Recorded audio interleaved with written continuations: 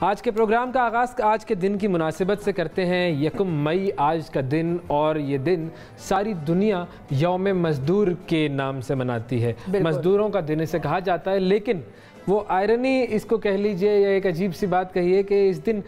مزدوروں کے علاوہ سبھی چھٹی کر رہے ہوتے ہیں، اور وہ جو مزدور ہوتا ہے وہ بیچارہ کام کر رہا ہوتا ہے کیونکہ اسے اپنے 2 وقت کی روٹی کی روزی کی فکر ہوتی ہے۔ لیکن جو مزدور ہے اس کا رتبہ کیا ہے، اس حوالے سے ہم نے سوچا کہ آج کے پروگرام کا آغاز کریں اور اس کی بات کریں۔ بالکل، القاسب و حبیب اللہ، محنت کرنے والا اللہ تعالیٰ کا دوست ہے، اور اللہ تعالیٰ کے حبیب صلی اللہ علیہ وآلہ وسلم نے محنت کشوں کو اللہ کے دوست کا اعزاز عنایت فرمایا ہے۔ اور ایک مرتبہ ایک صحابی آپ صلی اللہ علیہ وآلہ وسلم سے پوچھتے ہیں کہ کون سی کمائی سب سے بہترین ہوگی، سب سے پاکیزہ ہوگی، تو آپ صلی اللہ علیہ وآلہ وسلم نے فرمایا اپنی محنت کی کمائی۔ تو یہاں سے یہ بھی پتہ چلتا ہے کہ انبیاء کرام بھی جو ہے وہ محنت مزدوری کر کے ہی رزق کماتے تھے، اور صحابہ کرام بھی رزق حلال کے لیے ہر قسم کی محنت و مشقت کر چکے ہیں، مختلف پیشوں سے اپنی روزی کما چکے ہیں۔ حضرت خباب بن عرت رضی اللہ تعالیٰ عنہ کی اگر ہم بات کریں تو وہ لوہار تھے، حضرت عبداللہ بن مسعود کی رضی اللہ تعالیٰ عنہ کی بات کریں تو وہ چرواہے تھے، حضرت سعد بن ابی وقاص رضی اللہ تعالیٰ عنہ تیر ساز تھے، حضرت زبیر بن عوام رضی اللہ تعالیٰ عنہ درزی تھے، حضرت بلال بن رباح رضی اللہ تعالیٰ عنہ گھریلو ملازم تھے، اور حضرت ابوبکر صدیق رضی اللہ تعالیٰ عنہ جو تھے وہ کپڑا بیچتے تھے۔ تو صحابہ کرام کی زندگی سے بھی ہمیں یہ معلوم ہوتا ہے کہ وہ بھی محنت کش تھے اور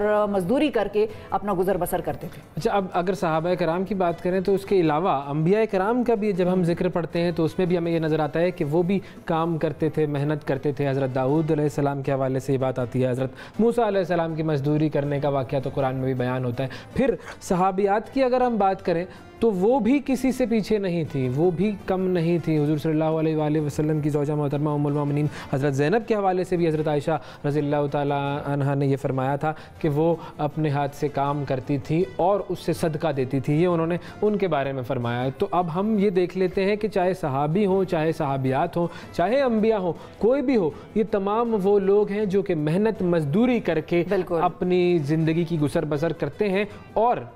ایک اور حدیث جو کہ اسی حوالے سے حضور صلی اللہ علیہ وآلہ وسلم کی ہمارے سامنے آتی ہے، اگر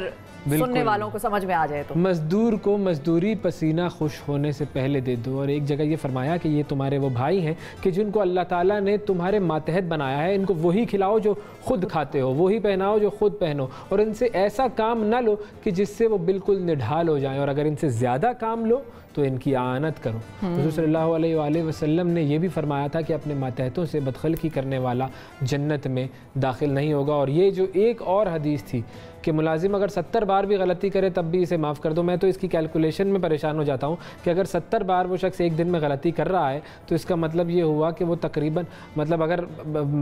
ایک دن میں 24 گھنٹے ہیں تو یوں کہہ لیجئے کہ وہ ہر گھنٹے میں 3 سے 4 مرتبہ غلطی کر رہا ہے، ہر 15 سے 20 منٹ میں اس کی ایک غلطی سامنے آ رہی ہے، وہ بھی آپ حضور صلی اللہ علیہ وآلہ وسلم کہہ رہے ہیں کہ اسے بھی معاف کر دو۔ تو یہ معاملہ جو ہے یہ پھر آپ کو پتہ چل جاتا ہے کہ کتنا بڑا ہے، بڑی اہم چیز ہے یہ۔ تو اس حوالے سے جو ہے وہ ہم نے آج کے پروگرام کا آغاز کیا تاکہ ہم ان مزدوروں کے ساتھ ایک طریقے سے اظہار یکجہتی الفاظ کی بنیاد پہ تو کر لیں، کام تو خیر ان کا ایسا ہے کہ جس کے بارے میں ایک مرتبہ حضور صلی اللہ علیہ وآلہ وسلم کے پاس ایک شخص آتا ہے، اور اس شخص کے ہاتھ بہت سخت تھے، بہت کھردرے تھے۔ حضور صلی اللہ علیہ وآلہ وسلم نے پوچھا کہ تم کیا کام کرتے ہو؟ تو اس نے کہا کہ میں پہاڑوں کو توڑ کر کاٹ کر اس سے جو ہے وہ پھر پتھر بناتا ہوں اور اس سے اپنی روزی کماتا ہوں۔ تو حضور صلی اللہ علیہ وآلہ وسلم نے اس کے ہاتھوں کو چوم لیا تھا۔ تو اتنی محبت تھی ان کام کرنے والے ہاتھوں سے حضور صلی اللہ علیہ وآلہ وسلم کو۔ تو یہ تھا جی آج کا آغاز مزدوروں کے حوالے سے۔